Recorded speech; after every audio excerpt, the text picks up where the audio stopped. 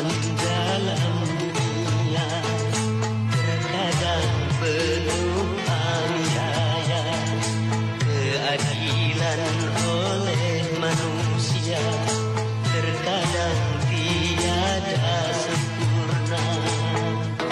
Yang benar di penjara, yang salah tertawa. Sungguh mata dunia memang tak sempurna. Oh,